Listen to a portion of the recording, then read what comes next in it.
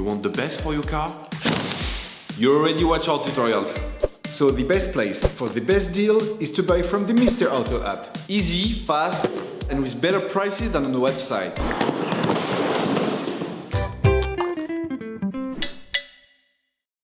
You will find the bulk tyre ends used in the video exclusively on the Mr. Auto website and through the link in the description. Turn your engine off and pull up the handbrake. Loosen the stud bolts on the front wheels. Lift the front of the vehicle. We strongly suggest watching the tutorial, raising your vehicle safely before carrying out this step. Place the vehicle on the axle stands.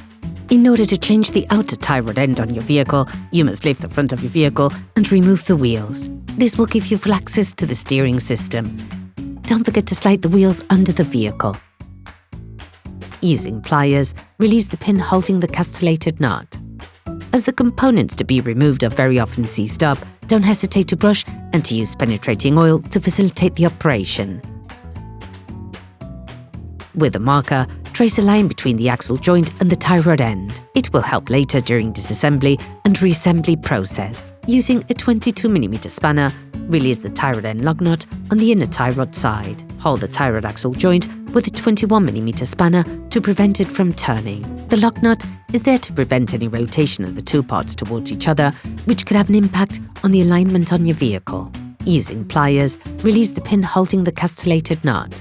Using a 17mm spanner, release the holding lug nut on the tie rod end.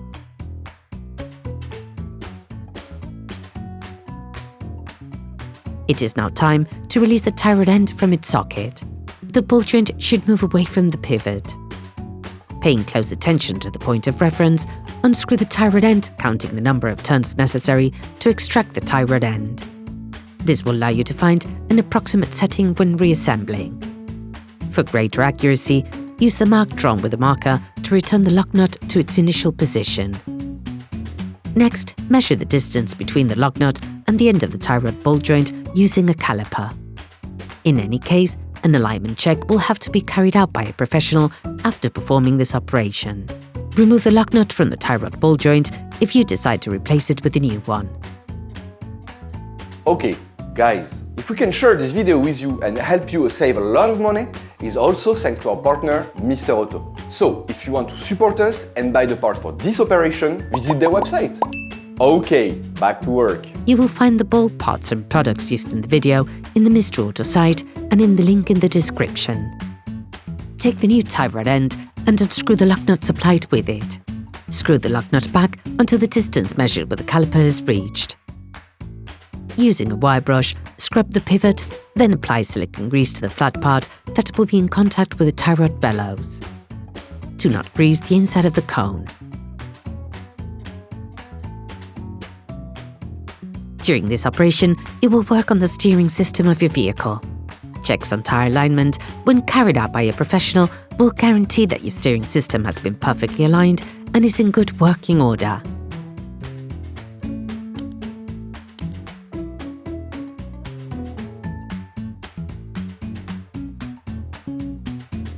Replace the ball joint in the pivot.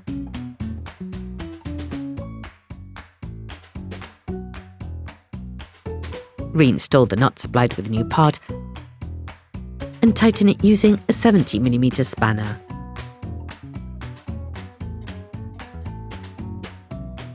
Finish off the tightening with a torque wrench. Take the new key and put it in place within the castellated nut. Bend the pin.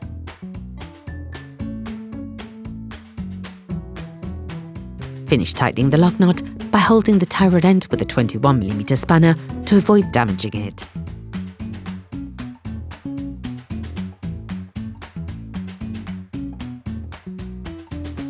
Now you can put the wheels back on your vehicle. Put your vehicle back on the ground and fix the wheels in place properly.